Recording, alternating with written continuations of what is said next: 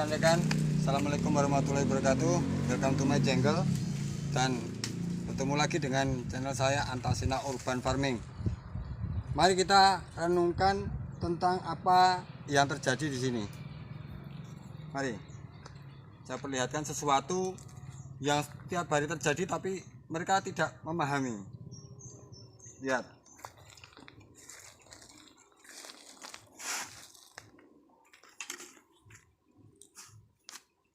Nih, mari kita lihat. Ini masih kuning dan ini hitam. Ini adalah kotoran sapi dari situ dan dibuang ke sini. Kotoran sapi ini terdekomposisi secara alami. Berarti kita bisa menarik kesimpulan bahwa kita nggak butuh E4, kita nggak butuh POC, kita hanya butuh tanah aja. Karena apa? Ini bukti nyata bahwa tanah yang ditimbuni ini dia akan mengurai bahan organik ini. Nah, seperti ini. Dari kuning terus merambah jadi hitam. Nah, yang ini sudah terdekomposisi. Ya kan? Jadi pada waktu saya diajari Pak Saha bahwa betul bahwa tanah itu adalah mikroorganismenya banyak dan penguraiannya banyak juga. Dan di sini malah sudah ada akar-akarnya, akar-akar tanaman di sini itu sudah memakannya. Jadi sudah jadi. Nah,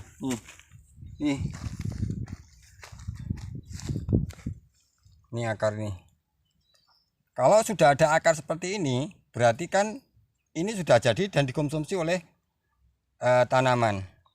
Dan mikroorganisme itu sangat suka sekali hidup di akar-akar tanaman ini. Jadi di tanah dia ada, di sini juga ada, di akar juga ada. Ini sudah dihirup dan dimakan oleh tanaman yang berada di sekitar sini. Oke, ya. Video kali ini kita akan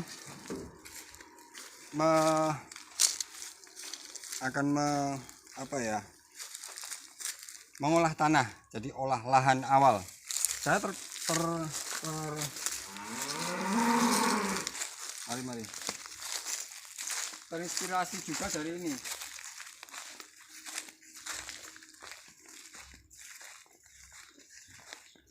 Hanya dari polybag kecil ini saya membuktikan apa yang dimaksud Pak Saha tentang bahwa tanah adalah dekomposisi yang paling bagus. Ini saya buktikan. Jadi tanah di sini, walaupun tanah ini tanah rusak, tapi ternyata mikroorganisme itu masih hidup di sini. Ini yang di bawah ini tak kasih tanah, yang tengah saya kasih gulma seperti ini. Gulma kering, gulma basah kayak gini. Lalu saya tutup lagi dengan tanah. Dan dalam waktu 3 minggu saya membuktikan sendiri. Dia terdekomposisi juga di sini.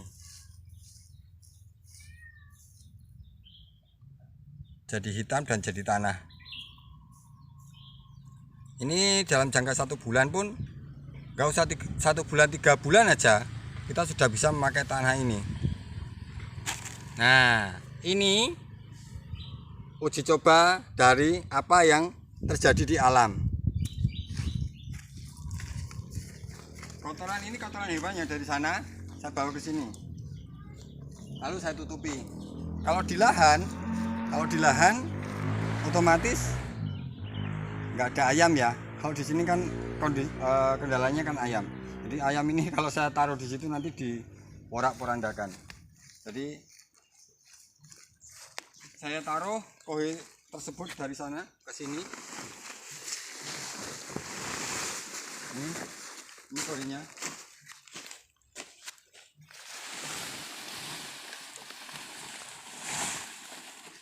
Lalu saya kasih air. Seperti ini. Ini airnya sudah saya siapkan. Nah, dalam keadaan ini pun 1 minggu kita sudah bisa pacul ya, sudah kita bisa olah.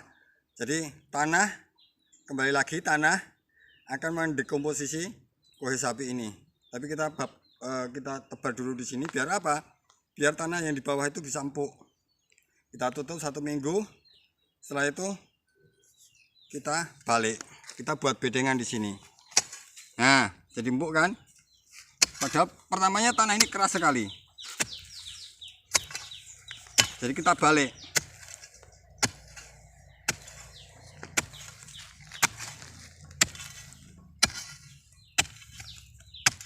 Jadi empuk ini. Biasanya keras yang di sini. Oh, kan keras. Tapi yang di sini empuk. Nah, nanti kita balik semua.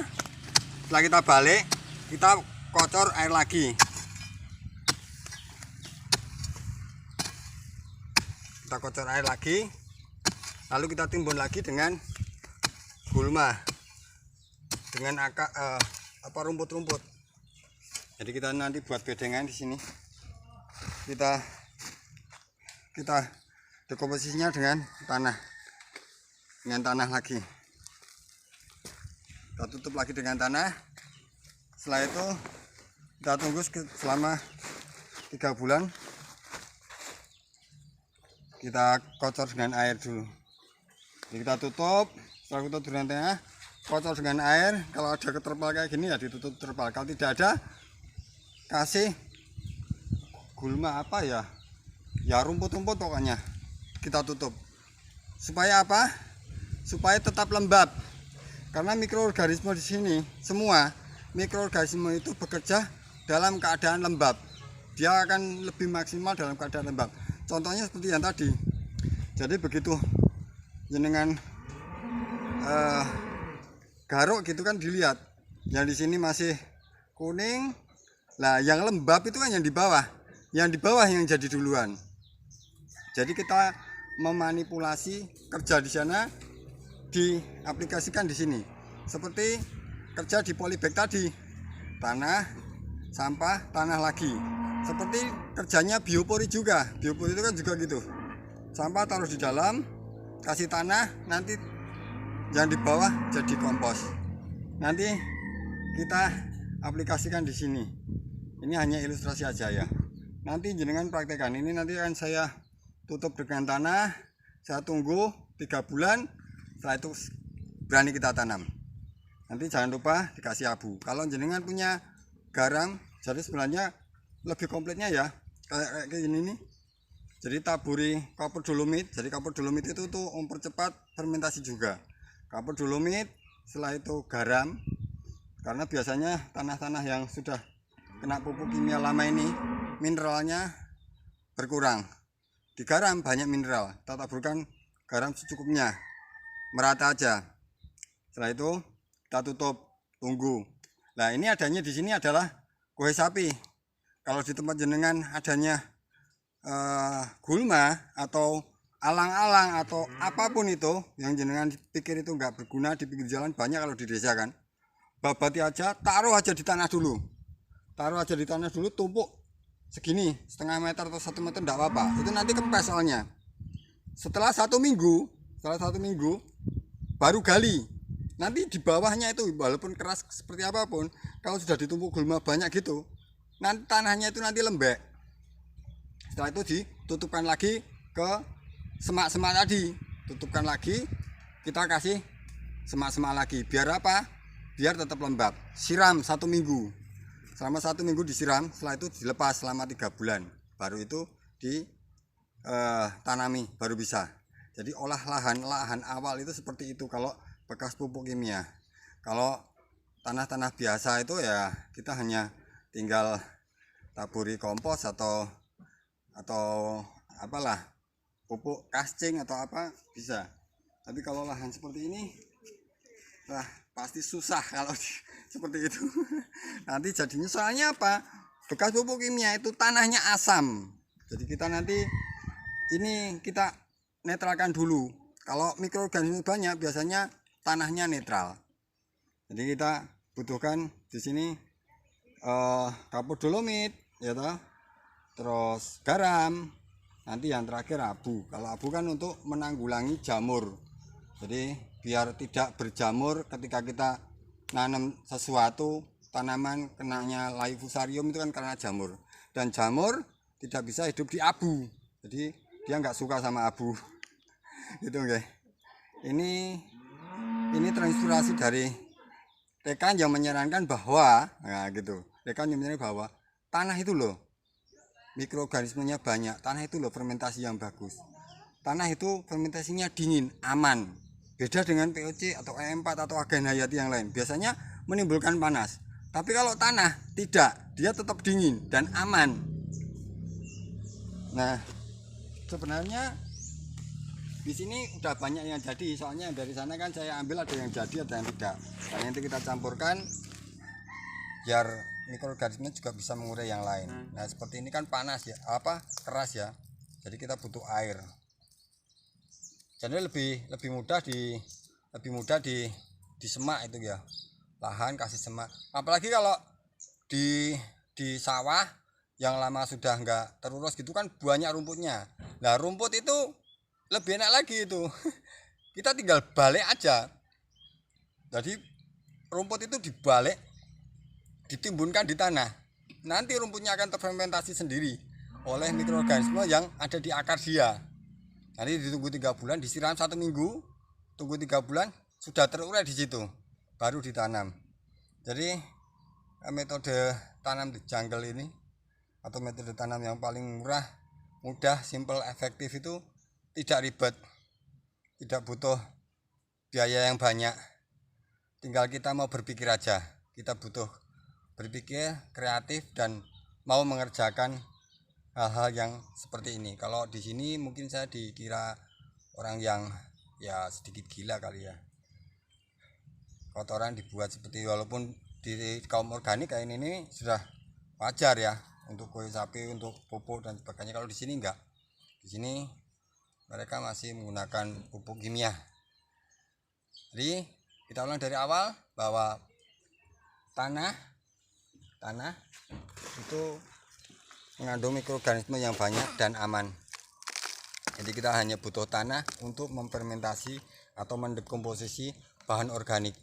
Kalau tidak ada kue sapi atau kue kambing atau pokoknya kue yang lain lah, kita bisa gunakan semak atau gulma. Tutup aja dibedengan 1 meter, kan banyak kalau di desa kayak gitu tuh. Nanti disiram 1 minggu. Nanti biasanya dia akan mengendap gitu. Lah, tanah yang di bawah itu kena embunnya dari gulma ini, dia akan jadi luruh, jadi seperti ini, jadi gampang dipacul. Biasanya kan keras dipacul kalau pas kayak gini. Loh, ini bisa lebih mudah, ya kan? Nah, setelah mudah dipacul, tumpuk oleh tanah. Jadi semak tadi yang sudah kering tadi ditinggal 1 minggu, tumpuk dengan tanah, siram lagi, fermentasi dengan tanah, ya kan? Setelah jadi selama 3 bulan atau mungkin 4 bulan, biasanya 3 bulan udah bisa jadi. Dengan siram 1 minggu aja, siram, nanti akan terfermentasi secara sendiri, secara otomatis dengan tanah ini aja. Baru kita tanami. Kalau bertahun-tahun, ngapain tanah dibiarkan bertahun-tahun? Karena apa? Karena tidak tahu bagaimana cara mengolahnya. Ini rugi. Ada 1 tahun 2 tahun tidak diapa-apain, tidak diolah. Di sini itu sebenarnya gitu Yuan. Ini sudah mungkin lebih dari 1 tahun nggak diolah karena ditanami kacang aja, dia nggak berbuah. Akhirnya saya punya inisiatif untuk mengolah tanah ini. Itu oke. Ini video singkat dari saya, semoga dapat dipahami.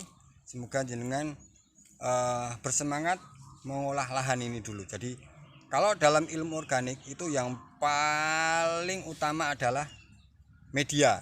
Jadi media benar-benar harus bagus, harus banyak mikroorganisme, banyak nutrisi. Nah, nanti yang lain seperti nutrisi tambahan, seperti cadas, jampang dan lain sebagainya, itu nanti akan menyusul. Dan itu lebih bisa menggedor lagi pertumbuhan tanaman. Saya Antasina Urban Farming, semoga terinspirasi dengan apa yang saya lakukan dan bermanfaat bagi para petani di Indonesia. Assalamualaikum warahmatullahi wabarakatuh. Salam organik.